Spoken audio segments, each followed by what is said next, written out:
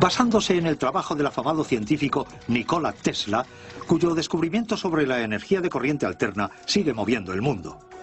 Los experimentos con ondas de radio y electricidad condujeron a Young hasta dar con un efecto que ha intrigado a científicos gubernamentales y militares. Un efecto que produce ebullición, dobla objetos y los envía volando por el aire.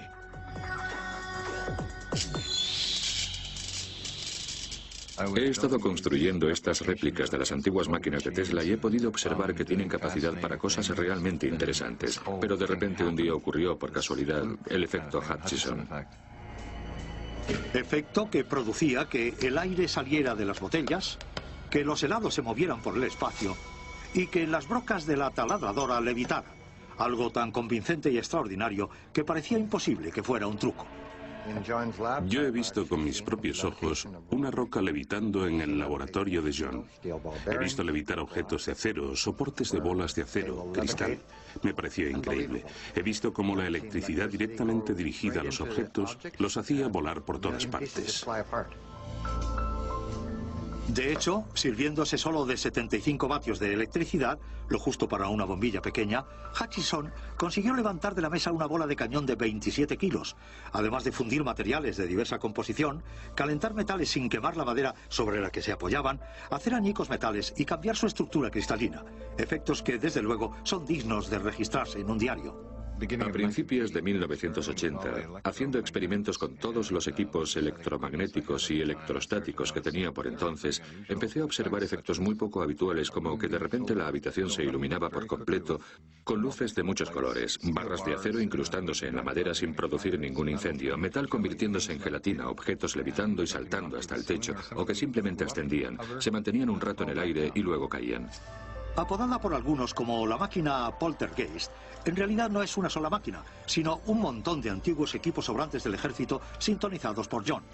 Nadie sabe cómo funciona. Parece que John ha dado por casualidad con la combinación justa de ondas de radio y energía eléctrica para crear este efecto.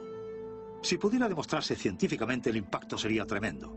Tendríamos que reescribir la mayoría de los libros de texto, especialmente las partes que tratan, y aquí la historia aún adquiere más misterio, sobre todo lo relacionado con la inteligencia militar estadounidense y canadiense. Aquí estamos, en mi rinconcito. El gobierno de Canadá confiscó mi laboratorio, que contiene 22 toneladas de equipamiento. Cuando volví de Alemania, me trasladé a este lugar y empecé los experimentos desde cero, con excedentes del ejército y de la armada que conseguí en barcos de guerra y comprando sobras de almacenes de Estados Unidos y Canadá. Empecé en 1994. Algunas de estas máquinas datan de los años 40, como el equipo de rastreo direccional, todas las formas de onda de configuración precisa, hasta 44 gigahercios. Eso me proporcionó una gran variedad y un amplio espectro de campos con los que trabajar.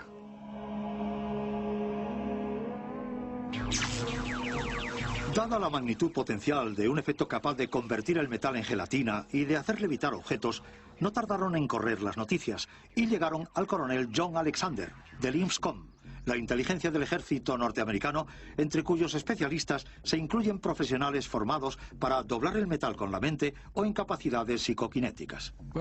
Bueno, tengo en mi posesión una película de 8 milímetros que supuestamente se grabó en Canadá y donde aparecen varios objetos levitando, cayendo y acelerándose.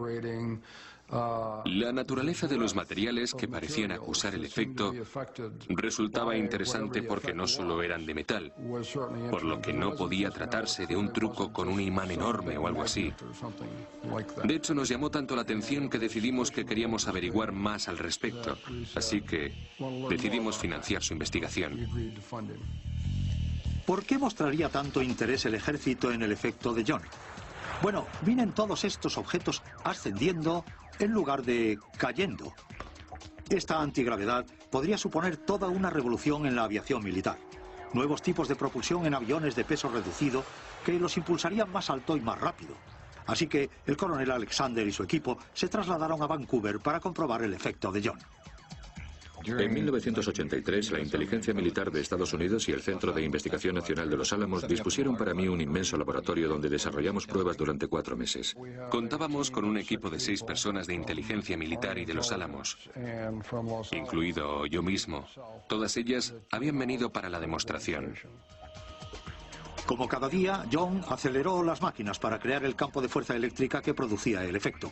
Lo que pasó justo después todavía es objeto de debate entre los participantes. Las cosas empezaron muy bien, la verdad, porque teníamos una batería de luces fluorescentes que se iluminaron con mucha intensidad y luego explotaron. Luego se iluminaron también las lámparas incandescentes del enorme almacén. Todos los efectos que se produjeron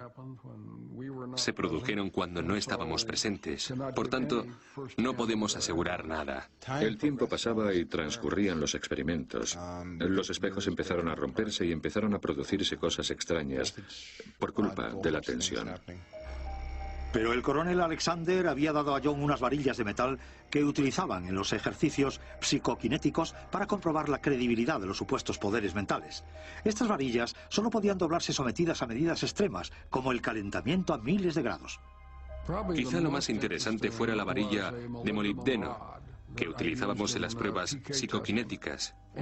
Me la enseñó y la varilla estaba curvada en forma de S.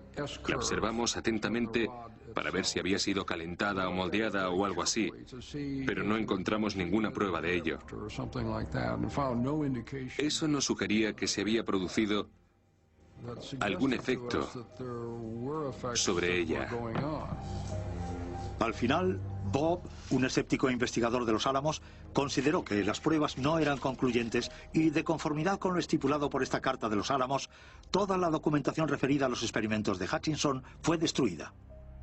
Según Bob, un solo hombre, el experimento no funcionó, así que determinó que había que olvidarse del tema y clasificarlo. Aunque oficialmente todos los informes se han destruido, el coronel Alexander no ha cerrado definitivamente la puerta. Aunque mientras nosotros estuvimos presentes en los experimentos no ocurrió nada, 5 de las 6 personas que habíamos acudido como observadores pensábamos que eso no quería decir que no hubiera pasado en algún momento. Lo que ocurre es que no pasó mientras nosotros estábamos presentes. Al final, la inteligencia estadounidense se retiró aparentemente habiendo redactado un informe que negaba la eficacia del efecto. Entonces, el 24 de febrero de 1990, sucedió algo extraño. John estaba fuera del país cuando su laboratorio fue confiscado a la fuerza por el gobierno canadiense. A pesar de la orden judicial que obligaba a devolver las pertenencias a John, John nunca las recuperó. Cuando intentó trasladar su laboratorio a Alemania, las autoridades le denegaron el permiso. Meses después, John se enteró de un rumor que apuntaba a que su creación no había sido enterrada para siempre. Sencillamente quedó clasificado. Llevo años oyendo historias que me llevan a pensar que han obtenido algún resultado y que están reproduciendo mi máquina en Lockheed Martin Skunk Works.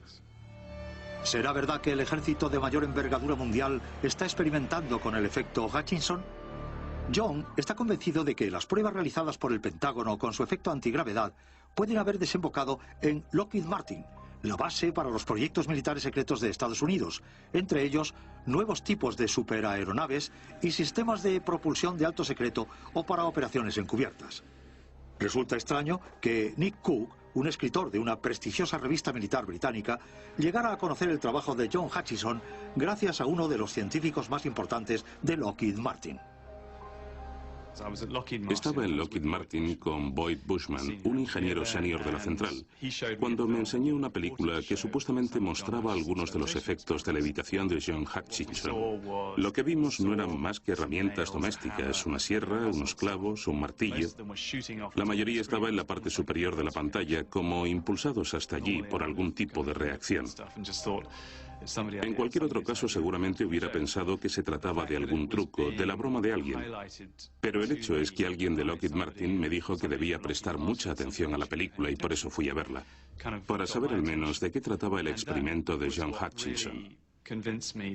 Estoy prácticamente seguro de que no se trata de una farsa. No creo que nadie sepa realmente qué ocurre. Pero son muchas las personas que ya la han visto. Muchas, las que lo han investigado. Gente con prestigio. Y todo eso me lleva a pensar que no es una broma.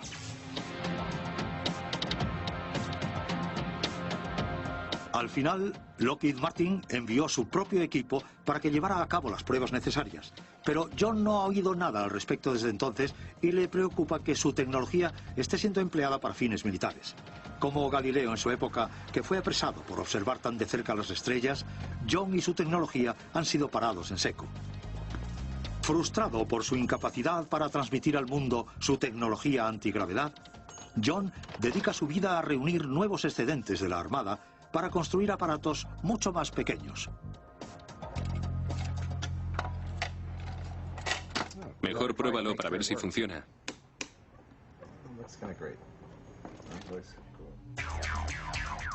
Para aquellos que padecen claustrofobia, la casa de John no es el lugar más agradable para tomar una copa o echar una partida. Vivir aquí es como vivir en un estrecho submarino. A mis novias les gusta.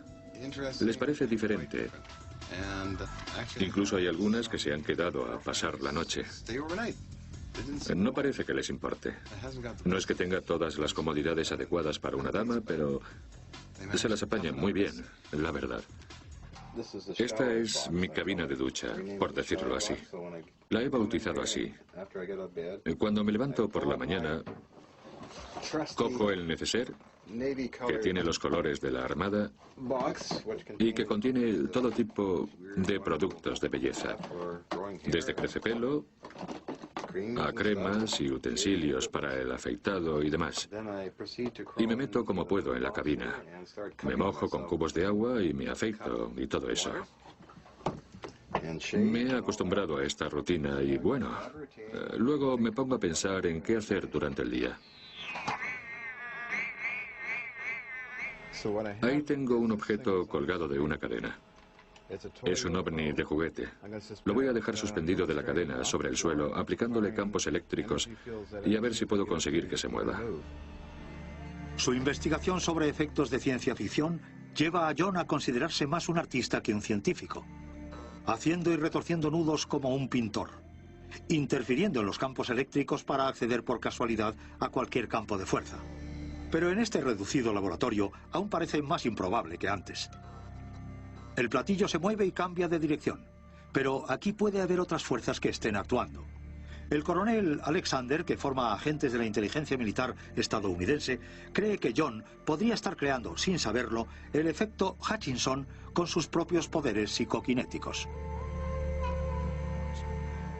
Una de las posibilidades es que los campos eléctricos estén amplificando alguna especie de experiencia psicoquinética suya o que él está produciendo. No es nada inhabitual si tenemos en cuenta todo el campo de los fenómenos poltergeist, que ocurran extraños sucesos psicoquinéticos que, aún así, se encuentran fuera del control del individuo que los está provocando. Un ejemplo de este tipo de suceso casual se produjo en 1989 con motivo de la visita al laboratorio de John de un equipo de noticias de Vancouver que quería grabar el efecto Hutchinson. La zona objetivo era ese cubículo amarillo con objetos metálicos, pero fue una esponja la que al fondo de la habitación salió volando por los aires. John ni siquiera lo vio y se quedó sorprendido cuando se lo contaron. Subió, tocó el techo, se mantuvo un segundo, a lo mejor dos, y luego se cayó. ¿En serio? ¿De verdad? Hace algún tiempo estaba realizando unas pruebas para hacer levitar un ovni de juguete y otros objetos y luego tuve varios problemas.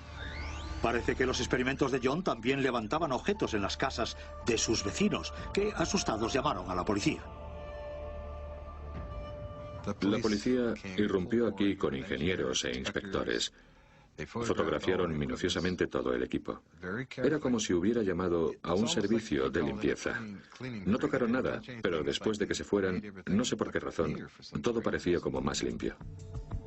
Parece que alguien en la sombra aún está preocupado por la actividad de nuestro héroe. Frustrado por las autoridades y la falta de reconocimiento, John ha estado dedicando su tiempo a desarrollar un nuevo proyecto.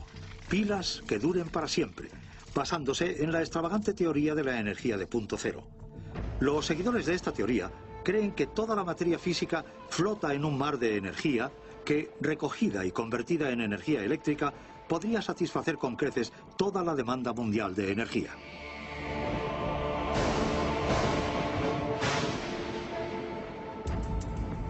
Creo que todo tiene su propia fuerza vital.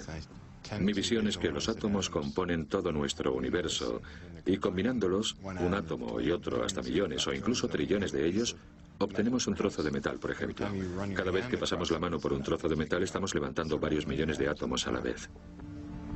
Para demostrar que efectivamente la energía se encuentra en todas partes, John utiliza piedras que coge en el parque de su casa y en 2 horas crea una pequeña pila de punto cero lo suficientemente potente como para alimentar una linterna de bolsillo. Casi medio electronvolt. Es mejor que una pila normal por el simple hecho de que nunca se agota. Con estas cosas, la potencia puede durar hasta que el mineral dure unos 1000 años o más, un tiempo indefinido. La producción de estas baterías podría ayudar a resolver la crisis energética mundial. Los japoneses han acogido la tecnología de John para fabricar los más grandes de sus modelos basados en cristal. Tengo pedidos de Japón y su patrocinio para fabricar más modelos. De modo que voy a tener dinero en la cuenta y a poder fabricar unidades que irán a la ciudad de Hiroshima. Aunque los japoneses están subvencionando la producción de varios dispositivos basados en la energía de punto cero, hasta ahora ninguno de ellos ha dado el gran salto. John Hutchison es probablemente la cabeza más visual de los defensores de esta teoría de la energía de punto cero. Los dispositivos basados en energía de punto cero podrían revolucionar el planeta. Si pudiéramos fabricar un reactor de energía de punto cero del tamaño de un microondas y colocarlo en nuestra propia casa, podríamos abastecer nuestra casa. No tendríamos necesidad de otra energía, de tener que depender del suministro nacional. Y si pudiéramos trasladar esta tecnología a los países menos desarrollados, revolucionaríamos el tercer mundo, y eso más que un beneficio supone una amenaza para muchos. En lo que respecta al efecto Hutchison, no me gusta nada la idea de que la tecnología se encuentre en posesión del gobierno de Estados Unidos y de las corporaciones aeroespaciales. Me preocupa que el complejo industrial militar la utilice para fines negativos, me preocupa bastante. Me gustaría verla empleada para ayudar a conservar la naturaleza, porque ahora mismo está muy contaminada. La humanidad tiende a luchar entre sí constantemente a través de las guerras, mientras por su parte la madre naturaleza persiste consumiendo grandes cantidades de energía y potencia. Si no nos responsabilizamos de nuestro entorno, de nuestro medio ambiente, y tratamos de ordenar el caos que dejamos a nuestro paso, lo que acabará pasando es que nos engullirá. Se acelerará el efecto de calentamiento del planeta y se producirán todo tipo de acontecimientos portadores de enfermedades que deteriorarán nuestra existencia. Resulta de imperiosa necesidad para el mundo y su supervivencia que dejemos de utilizar petroquímicos. Si no lo hacemos, nos convertiremos en una verdadera amenaza para la pervivencia natural.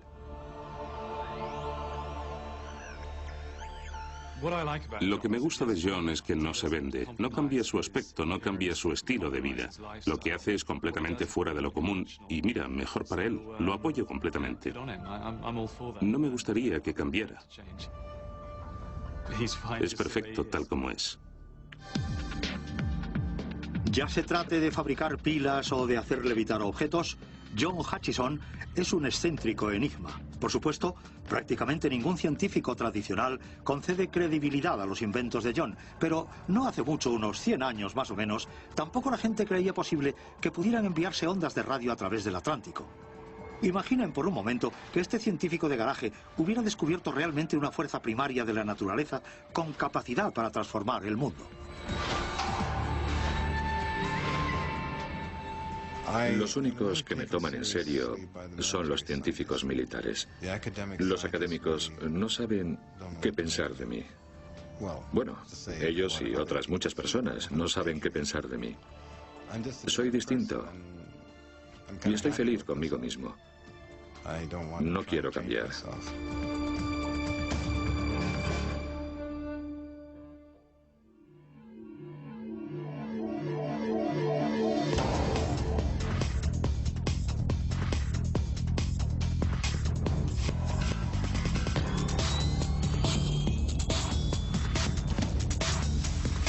Hace casi 80 años, un científico apenas conocido encontró un nuevo modo de hacer que los objetos volaran. Llamó a su invento antigravedad. No terminó de cuajar, pero desde entonces los artistas de la ciencia ficción no han parado de imaginar. Sin embargo, hoy, Tim Ventura es uno de los manitas de garaje dispersos por el mundo que trata de demostrar que aquella idea tan solo surgió antes de su tiempo y que los seguidores de la antigravedad están a punto de alcanzar el estrellato. Tim Ventura no es el típico obsesionado por los ordenadores. Sí, es verdad que preside la página web de la antigravedad estadounidense, pero aparte de eso es un pionero. Un científico de garaje que, junto con su homólogo francés, encabezan el movimiento de los seguidores de la antigravedad para dar a conocer este desconocido efecto a cuanta más gente mejor. Empecé a estudiar los dispositivos antigravedad en 1992 con un hombre llamado Bill Butler, que tenía una empresa llamada Hovertech en Florida. Hovertech se dedicaba básicamente a la investigación sobre la levitación. En realidad no estaban interesados en despegar de verdad, solo querían conseguir el mantenimiento en el aire, como en la película Regreso al Futuro 2. Al final me fui metiendo en ese mundo. Es una de esas cosas con las que una vez salta la chispa en tu cabeza, cada vez te implicas más y más. Y cuando empiezas a investigar por tu cuenta, no existe ningún límite con el que consigas conformarte. Incluso después de casi un siglo, lo que hace que los objetos leviten aún no se comprende muy bien, pero no hay duda de que es muy interesante. Así que no se entiende por qué no han logrado nunca llegar a calar en la opinión pública. En los años 20, un misterioso científico llamado Thomas Townsend Brown descubrió que era capaz de crear una gravedad artificial empleando cargas de alta tensión. En aquella época, su trabajo fue asumido por el ejército y hay quien cree que trabajó en el extraño experimento Filadelfia en los 40, un intento de hacer invisible un barco del ejército empleando un campo eléctrico. Hasta nuestros días, los teóricos de la conspiración siguen alegando que el barco quedó atrapado en un salto del tiempo, desapareció y volvió a aparecer a miles de kilómetros con la tripulación transformada dentro de las paredes de metal del buque. En contraste, la vida de Tim es bastante normal, aunque el empleo de la tecnología antigravitatoria no está exenta de riesgos. La tecnología antigravitatoria requiere un espacio de aire de alta tensión, y este multiplicador de tensión, Crockford-Walton, proporciona básicamente unos 50.000 voltios de potencia para elevar el objeto. 50.000 voltios, tanto como las líneas de transmisión de alta potencia, recorren finos cables y electrifican unas láminas de aluminio para crear un efecto elevador. La forma hace al objeto más resistente y los cables negros evitan que se eleve demasiado. Hay gente que nos ha escrito para decirnos que sujetamos el objeto con los cables, que se nota con solo observarlo. Siempre me hace mucha gracia cuando recibo un mensaje de este tipo porque no es que lo elevemos con los cables, es que en realidad lo mantenemos abajo. Los hilos son necesarios porque tenemos una máquina de suministro de energía aparte. La máquina suele estar medio metro a la derecha o a la izquierda del objeto porque pesa demasiado y el objeto no tiene potencia suficiente como para elevarla. De modo que todo pasa por encontrar una fuente de energía portátil. Este es el principal obstáculo a la hora de crear objetos con forma de aeronave que se eleven y que puedan alcanzar algún día velocidades de lanzadera espacial superiores a los 24.000 kilómetros por hora. Y como Tim sabe, siempre están los escépticos.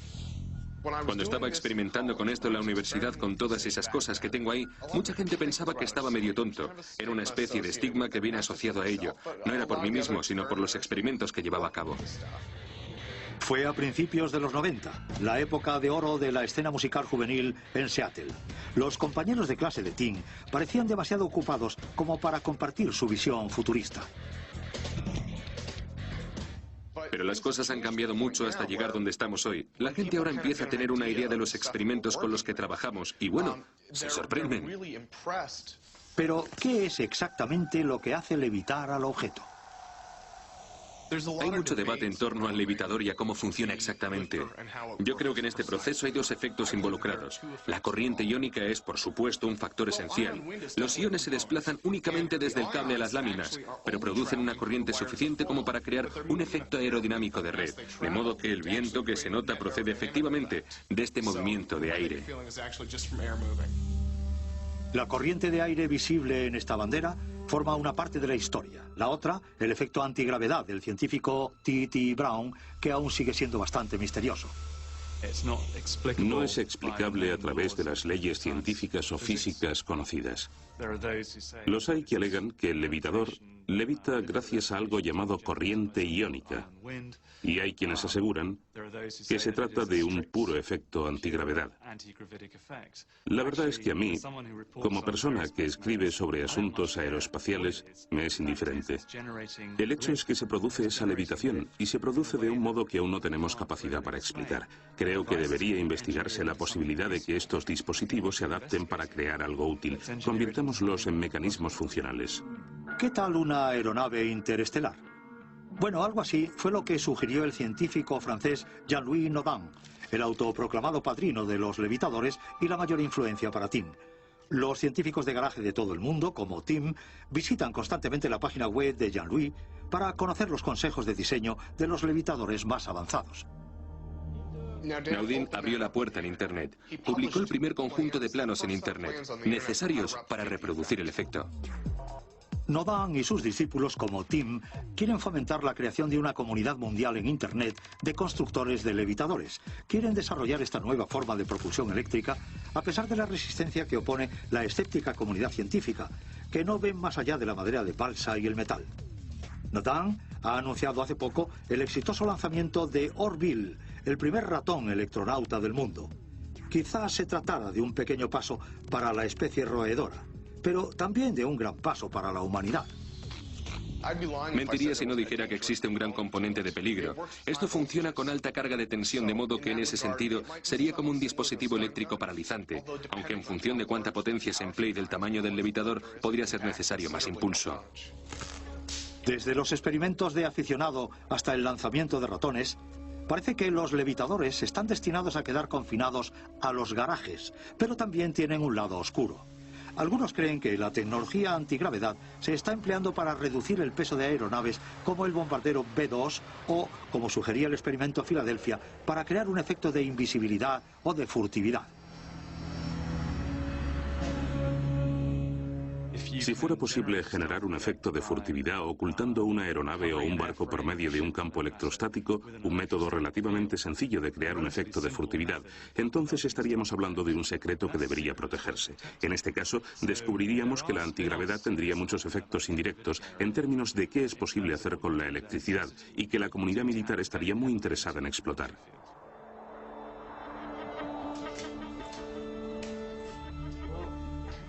Lo que me parece destacable de Tim Ventura y de su organización, su página web, americaantigravity.com, es que están publicando cosas que creo que se merecen esa publicidad. Durante años, la antigravedad se ha colocado al mismo nivel que los ovnis, los extraterrestres, con el mundo de lo que puede haber ahí fuera. Sin embargo, se trata de un reto científico muy serio y debería considerársela como tal. Es necesario seguir investigando en este sentido, en esas líneas de pensamiento que van más allá de lo establecido, como la que Tim Ventura publica en su página web. Me parece que está haciendo un buen trabajo. Recientemente el Congreso ha decidido dedicar más fondos a la investigación de la tecnología antigravitatoria. Aunque Tim no ha visto nada de ese dinero, se siente muy animado por el hecho de que las ideas de Thomas Townsend Brown están por fin recibiendo el merecido reconocimiento. Un sistema de propulsión de ciencia ficción cuyo tiempo ha llegado ya. Espero que nosotros podamos llegar a ver el levitador o cualquier otra forma de tecnología antigravitatoria convertida en una alternativa a las aeronaves e incluso a los automóviles. Y si así fuera, quiero formar parte de ello.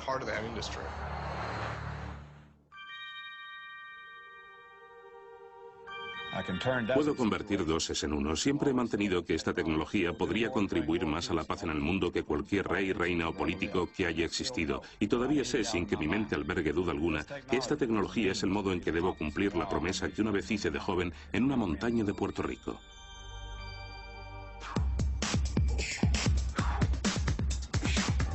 Joe Newman acaba de cumplir 67 años y aún es capaz de levantar 400 kilos con las piernas.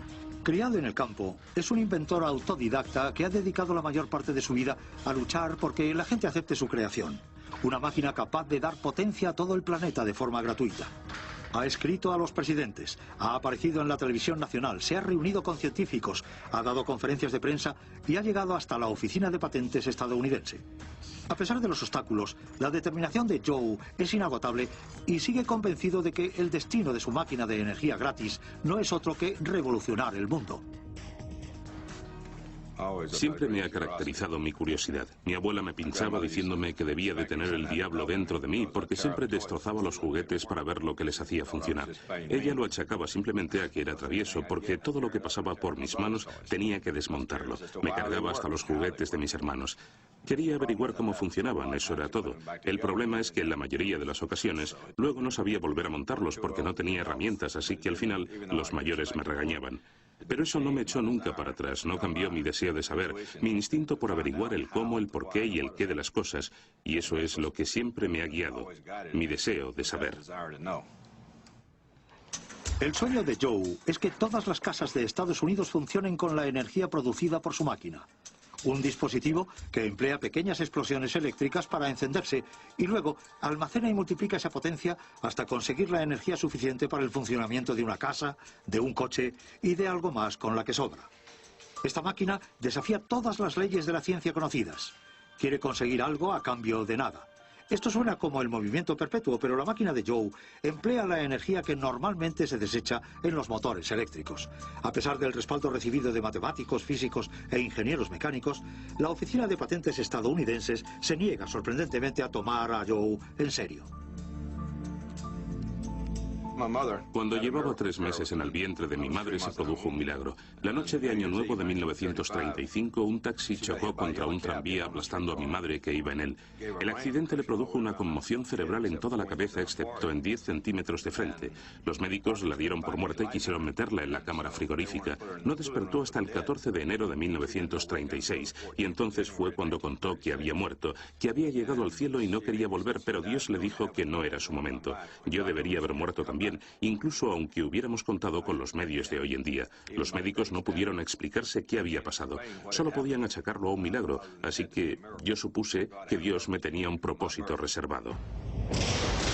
El descubrimiento de Joe se remonta a 1957, cuando estaba destinado en una base militar en Puerto Rico. Allí pude ver la gran diferencia que había entre riqueza y pobreza. De niño yo también tuve que pasar tiempo en un orfanato y sentí mucha compasión por aquellas personas. Vi 200 personas morir víctimas de un huracán en la isla Indy. Lo dijeron un día en las noticias como si se tratara de 200 cerdos y me indigné muchísimo. Así que una noche subí a una montaña y me puse a hablar con Dios. Entonces hice una promesa. Prometí que iba a luchar por hacer el bien a la humanidad. Le pedí a Dios que me diera la sabiduría, el conocimiento necesario para llevar a cabo lo que quería hacer antes de morir. Nunca había visto tanta diferencia entre ricos y pobres en ningún otro lugar de la tierra, ni tanta injusticia. Desde entonces, he vivido al servicio de esa promesa. Pero Joe era un joven inventor, no tenía formación científica. Patentó algunas de las primeras barras cubiertas de plástico para mancuernas en Estados Unidos y entonces, un día, de repente, topó con un libro sobre energía eléctrica que le aportó un mayor conocimiento acerca del funcionamiento del universo. En 1968 Dios me inspiró una serie de ideas y yo supe verlas. Era una partícula giroscópica y yo sabía que iba a funcionar, que podría resultar beneficioso para la humanidad. Los giroscopios, como este juguete infantil, se estabilizan girando sobre su eje. Examinando el modo en que los imanes atraen y repelen, Joe dio nada más y nada menos que con un modelo funcional del universo que da la vuelta a toda la teoría científica que venimos asumiendo desde hace 200 años. Joe considera todas las partículas atómicas como diminutos giroscopios. Siempre en equilibrio, se mueven en espirales infinitas atrayéndose y chocando entre ellas. Esa misma teoría es la que mueve su máquina. Hoy, Joe va a hacer una demostración de esta energía giratoria con su máquina, haciendo girar un enorme molinillo con una cantidad mínima de potencia. De acuerdo con el manual de instrucciones que lo acompaña, el molinillo necesita varios caballos de potencia para moverse, pero conectado a la máquina de energía de Joe, va a funcionar con unos cuantos miliamperios obtenidos a partir de esta serie de baterías de 9 voltios casi agotadas. De hecho, la potencia es tan escasa que apenas llegaría para hacer funcionar el motor de este pequeño juguete que funciona con pilas nuevas de 9 voltios. Ya se oye. La máquina de Joe toma un hilillo de potencia y lo transforma en una potencia 30 veces superior a la original, suficiente para conseguir que se mueva el molinillo. Si esto se demuestra cierto, la máquina de Joe podría emplearse en todo el mundo. Con unas cuantas baterías agotadas, sería capaz de suministrar energía a los países del tercer mundo, tan necesitados de ella.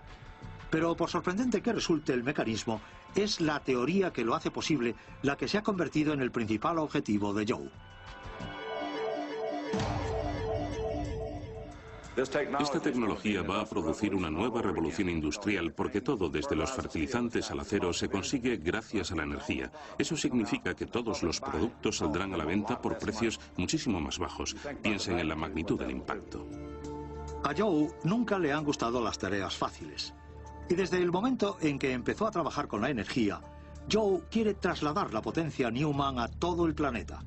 Hace 25 años, el juez de patentes sugirió que para que Joe demostrara sus extravagantes ideas acerca de la energía, tendría que construir una máquina que funcionara.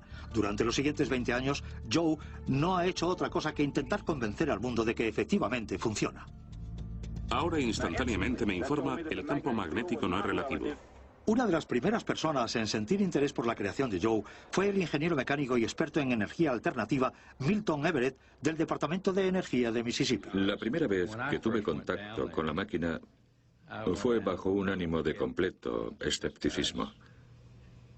Le dije, tiene que haber algo raro con ese tipo. O es un loco o un artista del engaño, o está tratando de quedarse con alguien o algo. Me dijo a bocajarro, he venido para acabar contigo. Yo le dije, perfecto, hágalo, pero antes déjeme que le muestre. Quiero que escuche mi teoría. Era ingeniero mecánico y escuchó todo cuanto le dije. La primera vez que lo oyó, todo le pareció tener sentido, y era mecánico. Al final me dijo, Joe, creo que todo lo que me has dicho es magnífico. Después de un tiempo, gracias a lo que vi y vieron otros ingenieros de Mississippi, acabé convencido. Estoy seguro de que a muchos os parecerá completamente increíble. No pasa nada. La historia siempre se repite. Joe me dijo, ¿qué piensas, Milton? Y yo le contesté, realmente yo creo que has dado con algo con capacidad para cambiar el mundo. Y luego me hizo la gran pregunta.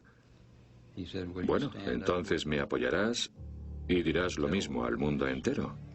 Me quedé de piedra. Pero tuve que recomponerme y decirle, tú has tenido el valor de defender tu creación y decir lo que es. Así que sí, lo haré. Te apoyaré en todo. La máquina de Joe seguramente sea el invento y el descubrimiento más relevante de la historia del hombre. Como resultado del apoyo de Milton, otras personas me dieron también el suyo. Les hice una demostración en el Hilton de Nueva Orleans. Eddie Albert estaba allí. Había otro grupo grande de científicos hablando. Y todo el auditorio lleno de gente, unas 1.500 personas. Incluso había venido el jefe de bomberos porque había tanta gente que no querían que se rebasara el aforo. Un hombre que no necesita presentación, Joseph Newman.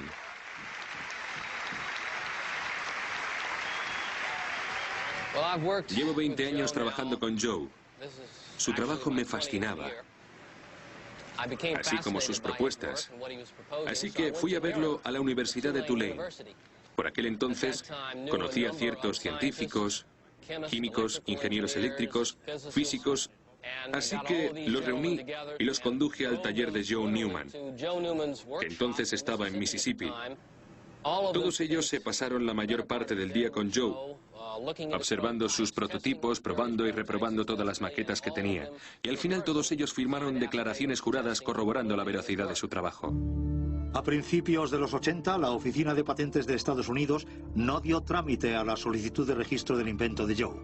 Fue definitivamente rechazada, alegando que se trataba de una máquina de movimiento perpetuo, algo considerado imposible. No es una máquina de movimiento perpetuo, porque en su interior se genera mucha energía llamada EMF posterior, pero ha dado con un medio de aprovecharla, de modo que se agregaría a la potencia saliente en lugar de restarle potencia. En cierto sentido, creo que aquello pudo ser una tapadera para cubrir lo que verdaderamente sabían que era y quisieron mantenerla apartada de la posible aplicación comercial pública. Quizá Joe sea la primera persona que ha conseguido dominar esa energía que normalmente desperdiciamos, pero eso no le ha ayudado en su batalla por la patente. Creo que la Oficina de Patentes actuó erróneamente en este caso.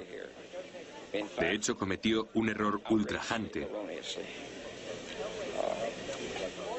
He trabajado con todos los comisarios de patentes desde que estoy en Washington y he de decir que es una pequeña minoría los casos en que la Oficina de Patentes se equivoca. El único comentario que hizo la oficina de patentes fue que el juez debía abstenerse de creer en el ratoncito Pérez. Pero eso no es un argumento válido contra los 40 científicos que habían redactado y firmado declaraciones juradas que confirmaban que mi invento funcionaba.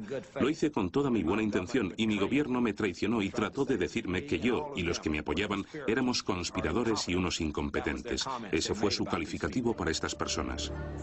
Frustrado, Joe demandó a la oficina de patentes. Si no conseguía la patente, nadie le subvencionaría para empezar la fabricación en masa. En 1986 se celebró una sesión del Congreso en la que participó el exastronauta John Glenn. A principios de los 90, un juez ordenó definitivamente a la Oficina Nacional de Normalización que probara la máquina de la energía, pero la prueba salió mal, aunque Joe está convencido de que el comité estaba decidido a detener la máquina. ¿Por qué no nos dice cuándo estará preparado para realizar la prueba? Nosotros le hemos contestado por escrito. Parece que usted ha elegido hacer esto. Más tarde, se descubrió que durante las pruebas, el Comité Nacional de Técnicos había amañado el dispositivo, invalidando así los resultados. Hoy, Joe posee varias patentes extranjeras, pero aún no posee la estadounidense, algo que le resulta imprescindible para recaudar las enormes cantidades de dinero que necesita para iniciar la producción a escala masiva y para evitar que su tecnología quede enterrada bajo el poder de las grandes compañías eléctricas. Joe es muy particular respecto a quién toma el control de su máquina. Una vez declinó una oferta de $200 millones de unos inversores canadienses por no garantizarle que la máquina no fuera luego a venderse al público a su precio normal de mercado. Ahora dedica su vida a viajar, intentando convencer a la gente de la importancia de la máquina. Eso no me demuestra que la potencia de aquí sobrepasa la de allí. Les propongo un reto. Voy a mover la hoja de este molinillo. Les voy a mostrar cómo gira a 100 revoluciones por minuto y con la cantidad de voltios que ven aquí. Es la corriente. Si no son capaces de sumarla, es que se les han olvidado las matemáticas básicas. Joe no ceja en su intento por dar a conocer su máquina a la gente. Ha aparecido en la revista Life y en el programa de Johnny Carson. Y ahora ha trasladado su máquina de 3.500 kilos a este parque de atracciones para hablar de la máquina Newman, a la que atribuye la capacidad de dar energía a una casa con solo unas baterías. Va a producir la nueva revolución industrial y a un ritmo muy acelerado. Esta máquina construida por mí hablará por sí misma. Yo ya he hablado y el mundo no me ha escuchado, pero sigo luchando por ella. Van a venir aquí donde vivieron Edison y Ford, personas que hicieron grandes contribuciones a la humanidad. Así que resulta muy apropiado que Dios me haya traído a este preciso lugar. Y ahora, que todo el mundo venga al patio de Captain Fishbones para ver la demostración de la máquina de la energía de Joe Newman.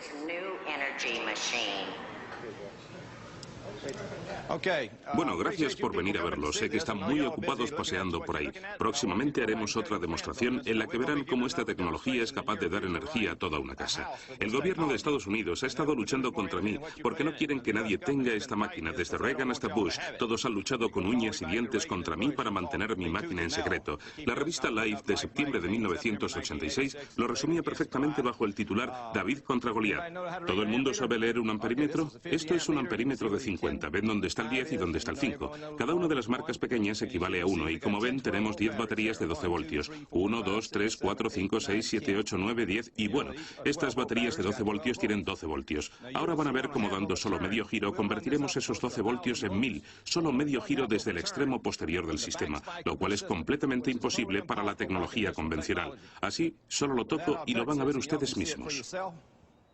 Es muy difícil que las teorías desmoronen nuestras creencias.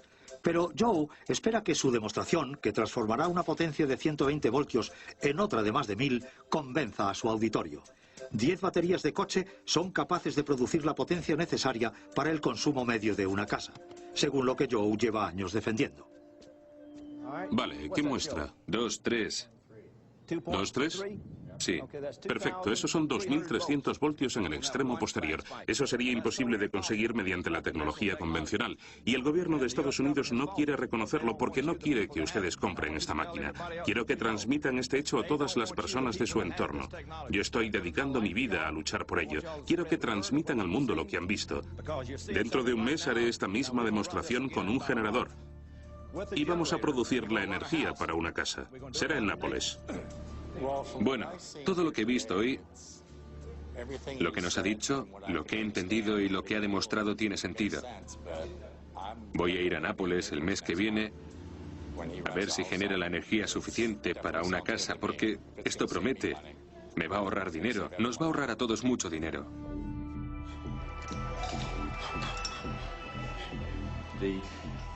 La teoría es 1.000.000 de veces más importante que la tecnología.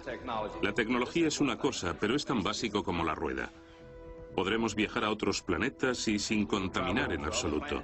Podemos ir y crear cualquier elemento que necesitemos a partir de campos electromagnéticos. No tenemos por qué excavar en el terreno y desequilibrar todo. Podemos tomar las partículas giroscópicas y convertirlas en el elemento que necesitemos. Sé que tengo razón, sé que mi teoría es cierta y sé que todo este conocimiento me lo ha proporcionado Dios. Así que no tengo nada más que decir.